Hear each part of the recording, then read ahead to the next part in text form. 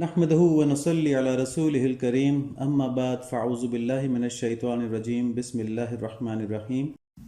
اب ایک اور بات کہ نبی صلی اللہ علیہ وآلہ وسلم کے ذریعے اللہ تعالیٰ نے جو وحی کے علوم اپنی مخلوق کو عطا فرمائے ہیں، ان علوم کے سامنے انسان جب عقل نفسانی کا کمپلیٹ سرنڈر کر دیتا ہے اور غیر مشروط اطاعت بجا لاتا ہے تو اللہ تعالیٰ کی عنایتیں شروع ہوتی ہیں۔ دیکھیں، ایک بات سمجھنے کی ہے کہ وحی کے علوم جو ہیں یہ عقل کے خلاف بالکل نہیں ہیں۔ اللہ تعالیٰ کی حکمت کے تحت عقل کے خلاف کیسے ہو سکتے ہیں؟ عقل تو اللہ تعالیٰ نے ہی بنائی ہے، بلکہ یہ انسانی عقل سے ماورا ہیں، اس سے آگے ہیں۔ انسانی عقل وہاں تک پہنچ نہیں سکتی، اس لیے کنفیوز ہو جاتی ہے، اس لیے اس کا استعمال کرنے کو منع کر دے کہ کنفیوژن سے بہتر ہے کہ تم صرف اطاعت کرو۔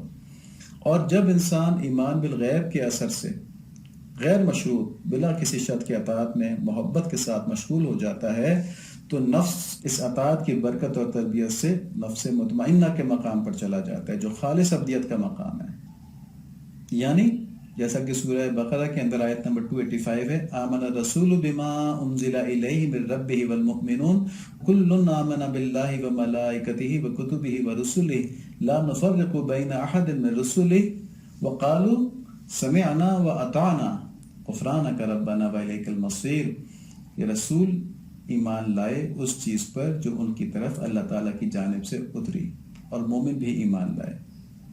ٹھیک ہے، یہ ایمان لانے کی بات آ رہی ہے، سمجھنے کی بات نہیں ہو رہی یہاں پہ۔ مومن بھی ایمان لائے، اور یہ سب اللہ تعالیٰ پر، اس کے فرشتوں پر، اس کی کتابوں پر، اس کے رسولوں پر ایمان لائے، اس کے رسولوں میں کسی قسم کی باہم تفریق نہیں کرتے، اور انہوں نے کہہ دیا، کیا کہہ دیا؟ ہم نے سنا اور اطاعت کی۔ ہم نے سنا اور اطاعت کی، ہم نے سمجھا اور اطاعت کی بات نہیں ہے، سمعنا و اطعنا، ہم نے سنا اور ہم نے اطاعت کی، ہم تیری بخشش طلب کرتے ہیں، اے ہمارے رب ہمیں تیری ہی طرف لوٹنا ہے۔ ٹھیک ہے، اب یہاں پہ بھی یہ کہہ دے کہ نہیں جی یہ تو کوئی بات نہیں، وقل استعمال ہی نہیں کرنی، تو پہلے بات ہو گئی ہے، سمعنا پہلی پریفرنس ہے، اسی کے تحت چلنا ہے۔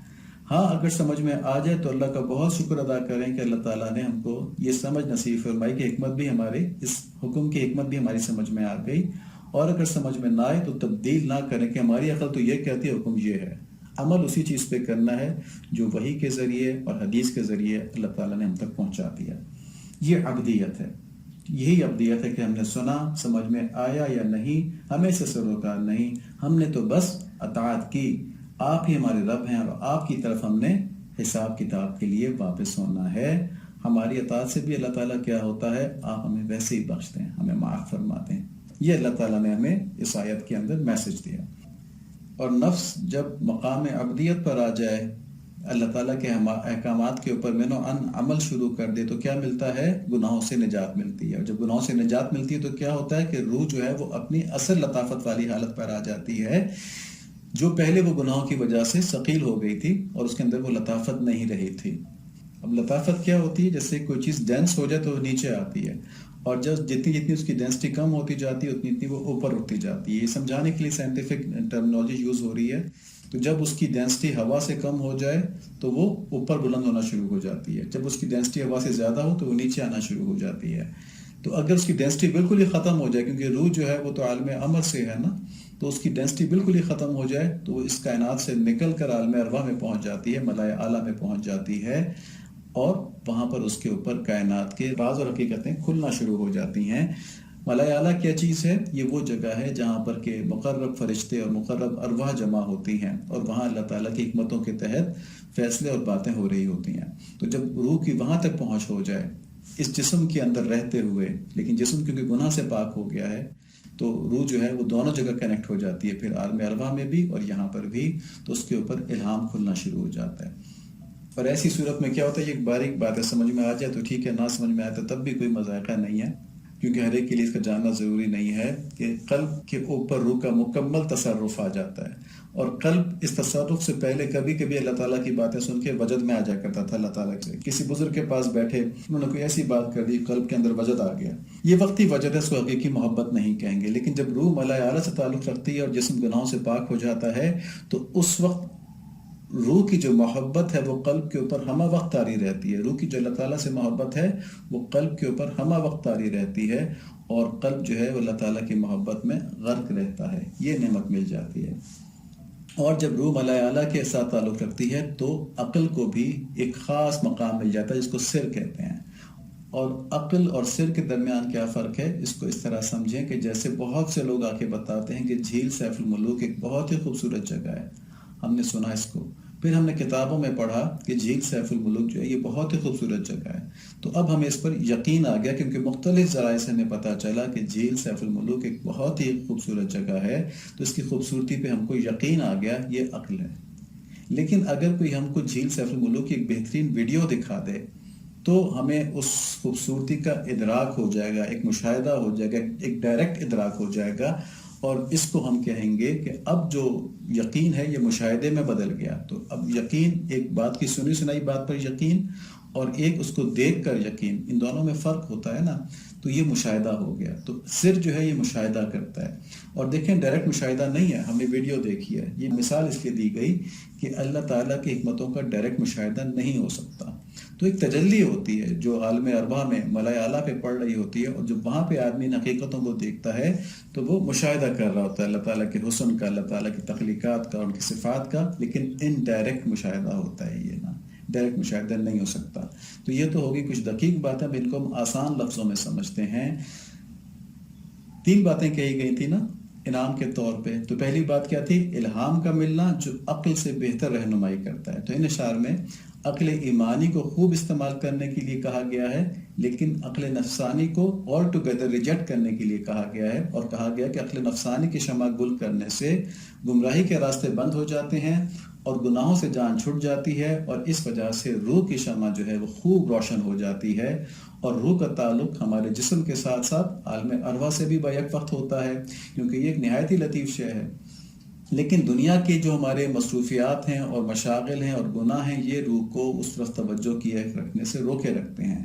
اور ان ساری غلط باتوں کی جو سرچشمہ ہے وہ ہماری عقل نفسانی ہے. تو جب عقل نفسانی کی شمع گل کر دو گے تو روح جو ہے اس کی توجہ خوب روشن ہو جائے گی، اس کو خوب بالیدگی ملے گی، اس کی ادراک کی صلاحیت بہت زیادہ بڑھ جائے گی، اور وہ الہام کی صورت میں عالم ارواح سے رہنمائی حاصل کر رہی ہوگی.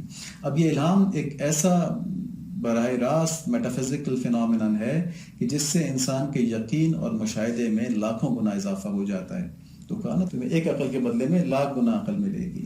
تو لاکھ گنا عقل کیا ہے کہ الہام کا مخاطب براہ راست انسان خود ہوتا ہے، اور یہ الہام انسان کے قلب پر ڈائریکٹلی نازل ہوتا ہے، تو اس سے اس کو لاکھوں گنا یقین مل جاتا ہے.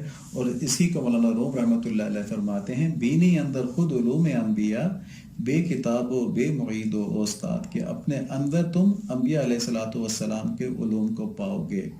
یعنی کہ ان وحی کے علوم کی جو لذت ہے، جو حقانیت ہے، وہ تم خود محسوس کر رہے ہوگے اپنے دل کے اندر، بغیر کسی کتاب کو پڑھے ہوئے، بغیر کسی مددگار کے، بغیر کسی استاد کے.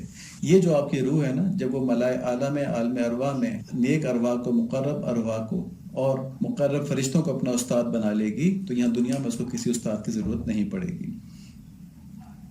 دوسری نعمت کیا ہے کہ محبوب کا محب بن جانا، کہ جب تم اپنی عقل نفسانی کے جال سے بچ کر اللہ تعالیٰ کے حبیب صلی اللہ علیہ وآلہ وسلم کی بتائی ہوئی باتوں کا کامل اتباع کرو گے، تو جو اللہ تعالیٰ تمہارے محبوب ہیں وہ تم کو اپنا محبوب بنا لیں گے.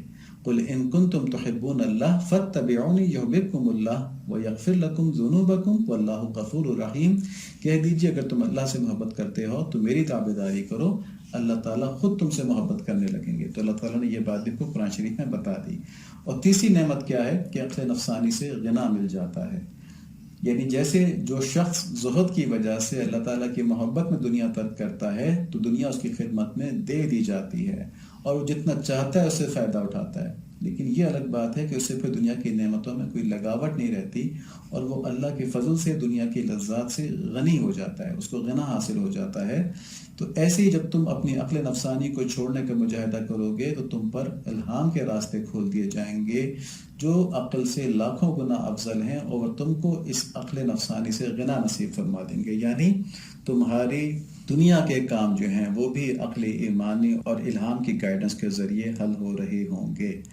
تو یہاں پہ مولانا نے کچھ ایکسٹریم باتیں کی ہیں جیسے الہام وغیرہ کی.